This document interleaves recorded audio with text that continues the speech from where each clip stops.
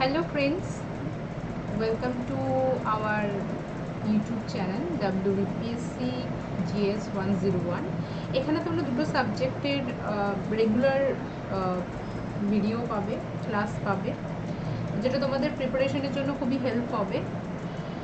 তো এখানে আমাদের হিস্ট্রি এবং পলিটিক্যাল সায়েন্স, সেখানে হিস্ট্রির জন্য রয়েছে দেবাশিস স্যার এবং আমি রমিলা মজুমদার, আর পলিটির জন্য রয়েছে অরিজিৎ বাসু চৌধুরী স্যার এবং রাহুল স্যার। তো তোমরা প্রত্যেকে কিন্তু রেগুলার ক্লাস করো, এটা তোমাদের হেল্প হবে। আর অবশ্যই ইউটিউব শুধু দেখলেই হবে না, আমাদের আনএকাডেমি প্ল্যাটফর্মেও কিন্তু আমাদের রেগুলার প্রচুর ফ্রি ক্লাস প্রোভাইড করা হয়, এবং সেই ফ্রি ক্লাস দেখে তোমাদের ভালো লাগলে তখন তোমাদের সাবস্ক্রিপশন ক্লাসে আসতে বলা হয়। যে সাবস্ক্রিপশন ক্লাস কিন্তু ডিটেল ডিসকাশন করা হয় যে কোনো সাবজেক্টে, যেটাকে আমরা ডেসক্রিপটিভ বলি, ঠিক আছে? তো তোমাদের প্রত্যেককে বলা হচ্ছে যে সবাই কিন্তু জয়েন করে নাও। তোমরা প্লে স্টোর থেকে আনএকাডেমি লার্নিং অ্যাপস ডাউনলোড করো, আর প্রতিদিনে WBPSC সিলেক্ট করো, আর প্রত্যেক দিন কিন্তু প্রচুর তোমরা কিন্তু সব সাবজেক্টের কিন্তু ফ্রি ক্লাস পাবে। আর ফ্রি ক্লাস ভালো লাগলে সাবস্ক্রিপশন করো। তো এখানে আমি তোমাদের হিস্ট্রি পড়াচ্ছি ইউটিউব চ্যানেলে WBPSC GS 101। প্রত্যেক দিন চেষ্টা করব যে আমি নতুন নতুন টপিক, কোয়েশ্চেন্স, যেগুলো তোমাদের ডিমান্ড থাকে, যেগুলো পরীক্ষার জন্য ইম্পর্টেন্ট হয়, সেগুলো তোমাদের সামনে আনার। তো তোমাদের যেটা করতে হবে, তোমরা প্রতিদিন কিন্তু লাইক, কমেন্ট, কোনো প্রবলেম হলে কমেন্ট করবে, আর অবশ্যই কিন্তু সাবস্ক্রাইব করবে চ্যানেলকে, শেয়ার করবে এবং বেল আইকন প্রেস করবে। তাতে কি হবে, তোমাদের বেল আইকনের জন্য তোমরা যে প্রতিদিন যে নোটিফিকেশন থাকে ক্লাসে, সেটা কিন্তু তোমরা পেয়ে যাবে। আচ্ছা, তো আমরা আজকে যেটা করব, যে জায়গাটা, তার আগে আমি তোমাদের বলি, এখন তোমরা আমার ক্লাস করছো ইউটিউব থেকে, তোমরা প্রত্যেকে স্পেশাল ক্লাস জয়েন করো লার্নিং প্লে স্টোর থেকে আনএকাডেমি লার্নিং অ্যাপস ডাউনলোড করে। ক্লাস ভালো লাগলে তখন অবশ্যই এই রেফারেল কোডটা ইউজ করো, কারণ তোমরা যখন ক্লাসে জয়েন করবে, ক্লাসে কোর্সে, যেটা ডেসক্রিপটিভ কোর্স, তো সেখানে জয়েন করতে গেলে তোমাদের যে প্রাইস আছে টোটাল, সেখানে এই রেফারেল কোডটা থাকে, প্রত্যেক এডুকেটরেরই থাকে। তোমার যদি আমার ক্লাস ভালো লাগে তাহলে আমাকে সাপোর্ট করো আমার কোড ইউজ করে, তাহলে তোমাদের কী হবে, 10% টোটাল যে অ্যামাউন্ট, তার উপর 10% ডিসকাউন্ট হবে। তো আমরা আজকে প্রথম প্রশ্ন যেটা আলোচনা করব, খুব ভালো করে শুনবে। প্রশ্নতে বলেছে, Cornwallis appointed many collectors during the reforms of 1787. The collectors were responsible for which of the following duties? তোমরা জানো যে এই কালেক্টর পোস্টটা ফার্স্ট কার সময় আসে? কালেক্টর পোস্টটা ফার্স্ট আসে আমাদের ওয়ারেন হেস্টিংসের সময় 1772-তে, যেটা কোম্পানির রেভিনিউ সিস্টেম এবং অ্যাডমিনিস্ট্রেশনকে দেখার জন্য নিয়োগ করেছে। তো কর্নওয়ালিসের সময় এই যারা কালেক্টার্স, তারা রেভিনিউ কালেকশন তো দেখতই, acting as a magistrate, acting as a জাজ, তিনটেই হবে আমাদের correct answer, all of the above. এবং তোমরা জানো যে কর্নওয়ালিসের টাইম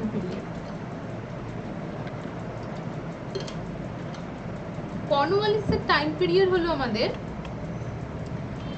1786 থেকে 93, 1786 থেকে 93। তো এখানে 87-তে আমরা দেখতে পাচ্ছি কালেক্টরসদের এই সমস্ত দায়িত্ব দিয়েছে। আর আমরা জানি যে সিভিল সার্ভিস 1793-তে, ওনাকে জনক বলা হয়, father of Indian civil service.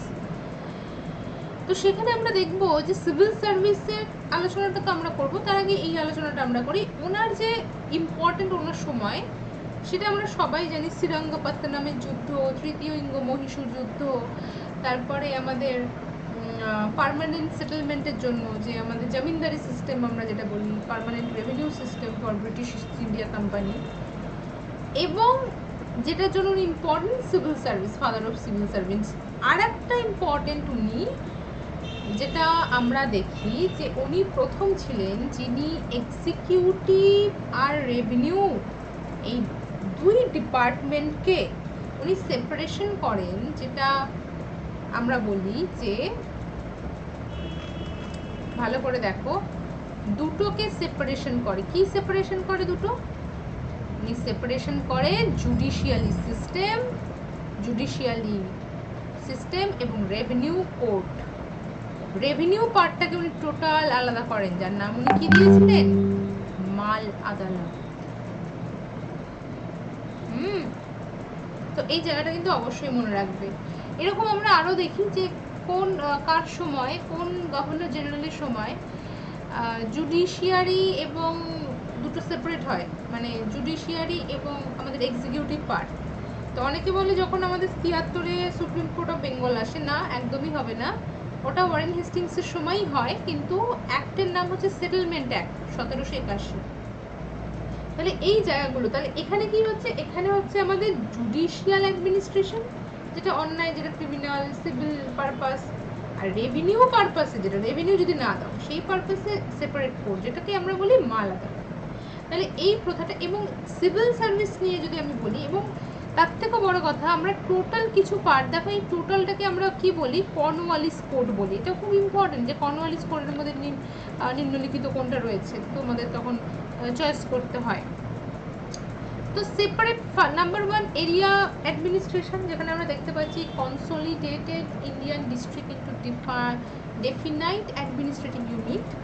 Each district placed under a magistrate and a collector.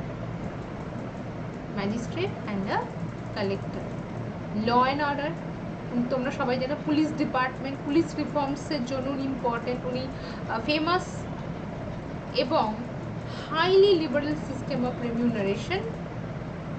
Cornwallis Court concerned with the correctives against abuse power of the officials, east India কোম্পানির অফিসিয়ালদের মধ্যে যে করাপশন আমরা দেখতে পারি সেটাকে কমানোর জন্য উনি অনেক এমনি মানে অনেক এক্সট্রা অফিসিয়ালস ছিল, সেগুলোকে উনি রিডিউস করেন। ঠিক আছে, তো এটা কিন্তু খুব ইম্পর্টেন্ট, যাতে কোম্পানির যে খরচা সেটা যাতে কমাতে পারে। পার্মানেন্ট সেটেলমেন্ট তোমাদের বলে দিলাম। এছাড়া বোর্ড সেট আপ, কী বোর্ড উনি এস্টাবলিশ করেছিলেন? বোর্ড অফ ট্রেড এস্টাবলিশ করেছিলেন, বোর্ড অফ রেভিনিউ এস্টাবলিশ করেছিলেন, মিলিটারি বোর্ড এস্টাবলিশ করেছেন, মেডিকেল বোর্ড এস্টাবলিশ করেছেন। টোটাল কটা বোর্ড হচ্ছে? 1 2 3 4 4 বোর্ড। তো এবার আমরা সিভিল সার্ভিস নিয়ে যে আলোচনাটা করব সেটা আমি তোমাদের বলে দিই। সিভিল সার্ভিস যখন 1709 আমরা যখন প্রথম সিভিল সার্ভিস আসে কর্নওয়ালিসের সময়, তো সেই সময় আমরা দেখতে পারি যে সিভিল সার্ভিসের দুটো পার্ট ছিল, একটা কনভিনিয়েন্টেড, একটা নন কনভিনিয়েন্টেড। কনভিনিয়েন্টেড কারা? যারা হায়ার পোস্ট, যেখানে ব্রিটিশরা থাকতে পারবে, কনভিনিয়েন্টেড। আর নন কনভিনিয়েন্টেড কারা? যেমন ইন্ডিয়ান নেটিভরা, ক্লারিক্যাল, বিভিন্ন রকম নিম্ন পদগুলো যেগুলো। তো এই জায়গাটা অনেকে বলে যে ইন্ডিয়ানরা প্রথম সিভিল সার্ভিস যখন আসে ইন্ট্রোডিউস করে কর্নওয়ালিস, তখন ইন্ডিয়ানদের কোনো জায়গা ছিল না, ইন্ডিয়ানরা একবারে জায়গা পেয়েছে 1861 সময়। না, ইন্ডিয়ানরা জায়গা পেয়েছে 1861 সালে, সেটা হচ্ছে কনভিনিয়েন্ট সিভিল সার্ভিসের ক্ষেত্রে। তা এই জায়গাগুলো কিন্তু তোমাদেরকে কিন্তু বুঝতে হবে, জানতে হবে, নাহলে কিন্তু পড়ে শুধু পড়ে কিন্তু কোনো লাভ নেই, আমি তো বারবার বলছি। তো কনভিনিয়েন্টেড, নন কনভিনিয়েন্ট, এবং পরবর্তীকালে আমরা দেখি এই জায়গাটা যেটা ইম্পর্টেন্ট সিভিল সার্ভিসের জন্য নেক্সট, সেটা হচ্ছে 53-তে ডালহৌসির টাইমে। আমরা জানি যে এই যে board of revenue, board of control, code of director, এই কোড অফ ডিরেক্টরদের একটা করাপশন চলছিল, বা আমরা বলতে পারি যে একটা মানে একটা অধিকার ছিল, এই আমরা বলি যে ম্যাল প্র্যাকটিস হচ্ছিল রিক্রুটমেন্ট সিভিল সার্ভেন্টদের, যেখানে বলা যায় যে ফেভারিটিজম যাকে আমরা বলি, এটা চলে আসছে। তো এটাকে ফেয়ার রিক্রুটমেন্ট করার জন্য সিভিল সার্ভিসে, তার জন্য কি করা হলো? ব্যবস্থা করা হলো তার জন্য কম্পিটিটিভ, ওপেন কম্পিটিটিভ এক্সামের মাধ্যমে যার ক্ষমতা, যার যোগ্যতা থাকবে সে জয়েন হতে পারবে। তাহলে এই জায়গাটা কিন্তু প্রথম আমরা দেখতে পারি আনা হয় 1853-তে। এবং লর্ড ম্যাকলে, যাকে আমরা কি বলি, father of apex body of civil service বা ইউপিএসসি ফাদার, উনি কিন্তু প্রথম যেটা কনসেপ্ট দিয়েছিলেন যে এই কমিশন একটা গঠন করতে, যেটা অ্যাপেক্স বডি হবে এবং ফিটেস্ট হতে হবে, সিভিল সার্ভেন্ট হিসেবে যারা নিযুক্ত হবে তাদের ফিটেস্ট হতে হবে। আর নেক্সট আমরা যেটা দেখবো 1861, তো আমরা বললাম সবাই জানি যে প্যাভ দ্য ওয়ে ইন্ডিয়ানাইজেশন, সিভিল সার্ভিসে প্যাভ দ্য ওয়ে ইন্ডিয়ানাইজেশন, ইন্ডিয়ানদের রিক্রুট হওয়া যেখানে, কারণ এখানে একটা বিষয় ছিল, এখানে একটা মানে নির্দেশিকা জারি করা হয় যে যাদের ইন্ডিয়ান সিভিল সার্ভিস পেতে হলে তাদেরকে অন্তত 7 বছর ভারতবর্ষে তাদেরকে থাকতে হবে। তাহলে এখান থেকে কিন্তু ভারতীয়দের যে এন্ট্রি সেটা কিন্তু এলো। আর 85-তে অ্যাচিসন কমিটি, যেটা সিভিল সার্ভিস পারপাসে ছিল, সেখানে কিন্তু আমরা 3টে পার্ট, এই যে কনভিনিয়েন্ট আর নন কনভিনিয়েন্ট আমরা দেখতে পারলাম, এই পার্টটা অ্যাবলিশ হলো, এই পার্টটা অ্যাবলিশ হলো এবং 3টে পার্টে ভাগ হলো। একটা ইম্পেরিয়াল সিভিল সার্ভিস, একটা লর্ড ডাফরিনের টাইম, একটা সেন্ট্রাল সিভিল সার্ভিস, একটা প্রভিন্সিয়াল সিভিল সার্ভিস। তাহলে এই জায়গাগুলো কিন্তু তোমাদের কিন্তু খুব ভালো করে মনে রাখতে হবে। নেক্সট যে পার্টটা আমরা পড়বো, দেখো, in contest of first Anglo Sikh war, who was governor general of India, তখন কে ছিলেন? এখানে আমাদের আনসার হবে লর্ড হার্ডিঞ্জ ওয়ান, সি হবে কারেক্ট আনসার। তো এখানে তোমরা জানো একটা গল্প যে মহারাজা রঞ্জিত সিং, যিনি আকবরদের কাছ থেকে লাহোর, পেশোয়ার, ঠিক আছে, এই সমস্ত রিজিয়নগুলোকে উনি অকুপাই করে নিয়েছিলেন। আকবরদের একটা, তোমরা জানো যে শিখ কমিউনিটি বা রঞ্জিত, এদের ওপরে আমরা ওয়াহাবি মুভমেন্টও করেছিলাম যে জিহাদ ঘোষণা করা, বা তাদের ওপর একটা রাগ ছিল। রঞ্জিত সিং তাদের যে জায়গা যেখানে হস্তক্ষেপ করে, লাহোর, পেশোয়া, তো রঞ্জিত সিং এর সাথে কিন্তু ব্রিটিশদের সম্পর্ক খুব ভালো ছিল। এবং আমরা জানি যে রঞ্জিত সিং এর সাথে যে ট্রিটি হয়, সেখানে আমরা কি দেখি, আমরা দেখি যে রঞ্জিত সিংকে ওয়েস্টার্ন পার্ট রাবি নদী এবং আমাদের যেটা আমাদের ইস্টার্ন পার্ট, যেটা ইস্টার্ন পার্ট কিন্তু রিভারে ব্রিটিশ অধিপতি, আর ওয়েস্টার্ন পার্টটা হচ্ছে শিখদের। তো যখন উনি মারা যান, রঞ্জিত সিং যখন মারা যান, তারপর থেকে শুরু হয়ে যায় আমাদের 1839-এ উনি মারা যান, এবং তারপর থেকে আমাদের, তোমরা সবাই জানো যে ফার্স্ট অ্যাংলো-শিখ ওয়ার আমাদের হয়, এবং তারপরে মহারাজা দুর্লভ সিং, ট্রিটি অফ লাহোর, যেখানে ফার্স্ট অ্যাংলো-শিখ ওয়ার যখন হেরে যায় শিখরা, কারণ তারা দেখে যে তারা হচ্ছে পলিটিক্যাল, তারা হচ্ছে তখন সার্বভৌমত্ব, সভারেন্টি বা অধিকার বা ক্ষমতাকে রাখার জন্য তারা কি করে, যে ট্রিটি হয়েছিল রঞ্জিত সিং এর সাথে, সেই এরিয়া কভার করে। তার মানে তারা তখন ব্রিটিশরা কি ভাবলো, ব্রিটিশরা ভাবলো এটা পলিটিক্যাল বা এটা মানে ডিপ্লোম্যাটিকভাবে এটা একটা রিস্ক হয়ে যাচ্ছে, তো এখানেই কিন্তু আটকানো দরকার শিখদের। তো এখানে আমরা দেখতে পাচ্ছি, এখানে তোমরা দেখে নেবে, after the first Anglo Sikh war, treaty of Lahore sign 9th March 1846 between Lord Hardinge one and Maharaja Durlabh Singh, যেখানে the Sikh lost Jammu and Kashmir, Hazara, some territories of the Jalandhar Doab lost হলো, শিখদের পে করতে হলো, যেহেতু হেরে গেছে। তো লাহোর ট্রিটিতে তাদেরকে সাইন করতে হলো, পিস ট্রিটি, তো তাদেরকে দিতে হলো। এবং Maharaja Durlabh Singh agreed that he would not appoint any European in service without consent of the British. কোনো ইউরোপিয়ান, ইউরোপ মহাদেশের কোনো পার্টির সাথে উনি কোনো এগ্রিমেন্ট করতে পারবেন না ব্রিটিশদের পারমিশন ছাড়া। তো এগুলো কিন্তু এগ্রিমেন্টে Maharaja Durlabh Singh recognise as king and Rani Jind Kaur regent of Lal Singh as wazir. তো মহারাজা দুর্লভ সিং এর গার্জিয়ান হিসাবে জিন্দ কৌরকে কিং হিসাবে ঘোষণা করা হলো, জিন্দ কৌরকে তার অভিভাবক, এবং ওয়াজির প্রাইম মিনিস্টার হলেন Lal Singh. British resident was also kept at Lahore, British resident তৈরি হয়ে গেল লাহোর, এবং the territory Sutlej and Beas was ceded to the British, এবং শতদ্রু এবং বিয়াস রিভারকে কিন্তু সিট করলো বা অধীনস্থ হলো ব্রিটিশদের পাওয়ার। তো এটা কিন্তু খুব ইম্পর্টেন্ট জায়গা, অবশ্যই কিন্তু মনে রাখবে। তো নেক্সট যে জায়গাটা আমরা এবার নেক্সট আমরা করবো সেটা হচ্ছে 1861 সম্পর্কে, কাউন্সিল অ্যাক্ট 1861 খুব ইম্পর্টেন্ট একটা, আমরা সবাই জানি কার সময় সেটাও আমরা জানি, যে কোন ভাইসরয় ছিলেন। এটা তোমরা প্রত্যেকে বলবে কমেন্ট বক্সে যে কোন ভাইসরয় ছিলেন 1861-তে। আমরা সবাই জানি মহারানীর ঘোষণাপত্র কে ছিলেন, ক্যানিং। তাহলে ক্যানিং হবে আমাদের আনসার। তো এখানে আমরা যেটা দেখতে পাচ্ছি, first second the process of decentralisation was initiated, the government of Bombay and Madras were empowered of nomination of advocate general, portfolio system was introduced and legislative council was established in Bengal, Punjab and northwestern frontier. তাহলে এখানে আমাদের answer কি হবে? এখানে আমাদের answer হবে 1 2 3 4 সবকটাই হবে কারেক্ট আনসার। ডি হবে আমাদের কারেক্ট আনসার। ডি হবে আমাদের কারেক্ট আনসার। যেখানে আমরা দেখেছি 1861-তে কি কি আসে। নাম্বার 1 আমরা এখানে ভাইসরয় নমিনেট করে ইন্ডিয়ানদের, ফার্স্ট টাইম আমরা লেজিসলেচারে ইন্ডিয়ানদের জায়গা দেখতে পাচ্ছি, যেখানে যে 3 জন ইন্ডিয়ান যারা একদম ইস্ট ইন্ডিয়া কোম্পানির ফেমাস মানে ফেভারে রয়েছে, তারা হচ্ছে রাজা অফ বেনারস, মহারাজা পাটিয়ালা এবং স্যার দিনকার রাও, 3 জন। এবং ডিসেন্ট্রালাইজেশন প্রথম প্রসিড হয়, কিন্তু ডিসেন্ট্রালাইজেশন ইমপ্লিমেন্ট যদি বলে তাহলে কিন্তু পার্লামেন্টারি রিফর্মস অ্যাক্ট 1909। তাহলে এই জায়গাটা কিন্তু অবশ্যই মনে রাখতে হবে, by restoring the legislative powers to Bombay and Madras presidencies and provided for the establishment of new legislative council. আমরা নতুন লেজিসলেটিভ কাউন্সিল পেল 3টে প্রভিন্স, তার নাম হচ্ছে বেঙ্গল, নর্থ ওয়েস্টার্ন ফ্রন্টিয়ার এবং পাঞ্জাব। কত সালে পেল এটাও কিন্তু মনে রাখতে হবে, 3টে সাল।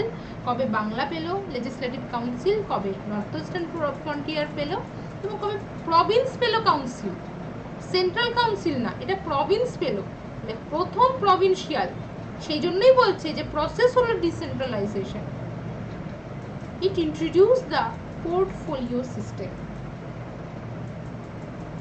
পোর্টফোলিও সিস্টেম ইন্ট্রোডিউস হলো, মন্ত্রিত্ব দপ্তর বন্টন, লর্ড ক্যানিং। তাহলে এটা কিন্তু খুব ইম্পর্টেন্ট, অবশ্যই মনে রাখবে। আর হাইকোর্ট অ্যাক্ট, এই হাইকোর্ট অ্যাক্টটা কিন্তু খুব ইম্পর্টেন্ট, যেখানে তোমাদের জিজ্ঞাসা করে যে হাইকোর্ট অ্যাক্ট কোন গভর্নর জেনারেলের সময় আসে। হাইকোর্ট অ্যাক্ট কোন গভর্নর জেনারেলের সময়, তখন Canning. High court came into force তখন হবে কিন্তু লরেন্স, 1865।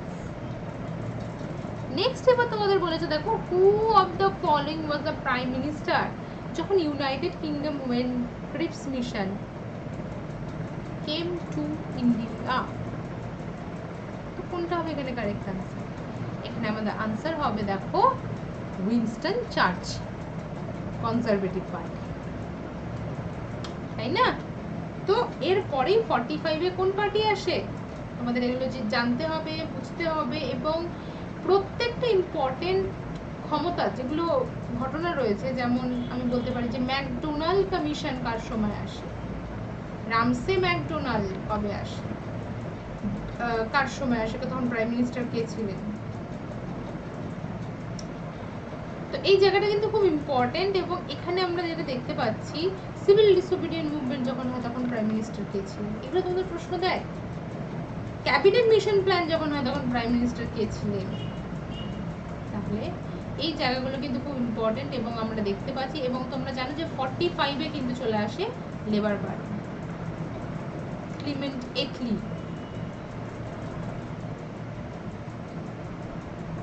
এখানে উইনস্টন চার্চিল সম্পর্কে কিছু ইনফরমেশন আছে, তোমরা এটাকে রাখতে পারো, ঠিক আছে, কিন্তু এটা তোমরা দেখতে পারো, অতটা ইম্পর্টেন্ট না। ইম্পর্টেন্ট এই জায়গাটাই, উনি ছিলেন, উনি কোন পার্টির অন্তর্ভুক্ত ছিলেন, ঠিক আছে। তো এবার নেক্সট যেটা আমরা করব সেটা হচ্ছে যে ক্রিপস মিশন সম্পর্কে, যে ক্রিপস মিশনের মেন জায়গা পয়েন্ট কোনগুলো ছিল, মেন পয়েন্ট কোনগুলো ছিল ক্রিপস মিশনে। ক্রিপস মিশনে কেন কংগ্রেস মানেনি, ক্রিপস মিশন কেন মুসলিম লীগ মানেনি। তো ক্রিপস মিশনের মেন জায়গা এটা ছিল যে কেন মানেনি।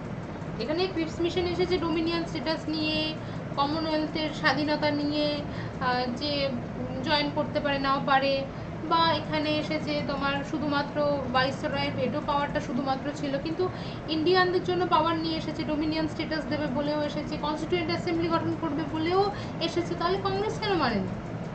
কারণ এখানে প্রভিন্সের উপর অটোনমাস পাওয়ারের কথা বলা হয়েছিল, যেখানে প্রভিন্সকে বলা হয়েছিল তারা যদি মনে করে তাহলে তারা ইন্ডিয়ার সাথে থাকতে পারে, যদি তারা মনে করে তো পাকিস্তানের সাথে থাকতে পারে, কনস্টিটিউয়েন্ট অ্যাসেম্বলি নাও জয়েন করতে পারে। প্রিন্সলি স্টেটকেও সেম, নয় তারা ইন্ডিয়া ডেমোক্রেসির সাথে যুক্ত হতে পারে, নয়তো তারা স্বস্বাধীন থাকতে পারে, যেমন কাশ্মীর ছিল। এই জন্য কিন্তু কংগ্রেস মানে। তাহলে মুসলিম লীগ মানেনি কেন? মুসলিম লীগ মানেনি তার কারণ হচ্ছে এই কারণে যে এখানে পাকিস্তানের যে দাবি তারা করেছিল 43-তে আমরা পরবর্তীকালে দেখেছি, এবং 40-তে অলরেডি 2 নেশন থিওরি। তো সেই জন্য কিন্তু আমাদের এখানে পাকিস্তানের দাবি সম্পর্কে, পাকিস্তান সম্পর্কে ক্লিয়ারভাবে কিছু বলেনি, মুসলিম মেজরিটি সম্পর্কে কিছু বলেনি। তো সেই জন্য কিন্তু আমাদের পাকিস্তান মুসলিম লীগও কিন্তু আমাদের ক্রিপস মিশন মানে না।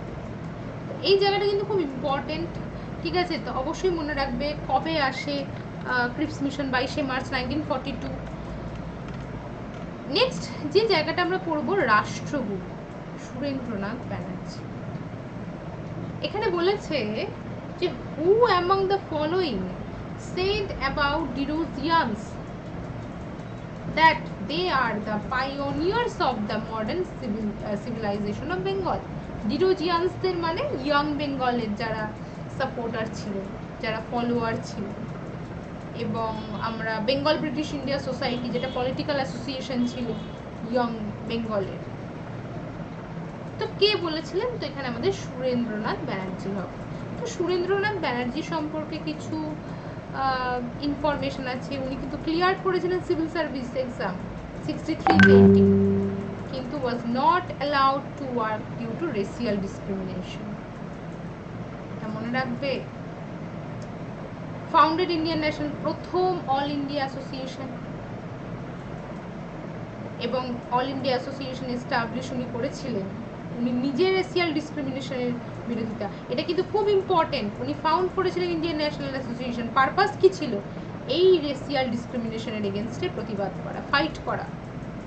এছাড়া তোমরা জানো যে লিটারের বিভিন্ন রকম যে রিপ্রেশন পলিসি ছিল, যেগুলো আমরা জানি যে বয়স কমিয়ে দিয়েছিল 21 থেকে 19 সিভিল সার্ভিসের, সেটার প্রতিবাদ ছিল। ইলবার্ট বিলের অ্যাজিটেশন যেটা হচ্ছিল, ইলবার্ট বিল নিয়ে যে প্রতিবাদ শুরু হয়েছিল ব্রিটিশ মহলে, সেটা নিয়ে ইলবার্ট বিলের পক্ষে বলার জন্য, এবং রিপন কলেজ ফাউন্ডেড করেছেন, যেটা বর্তমানে সুরেন্দ্রনাথ কলেজ আমরা জানি।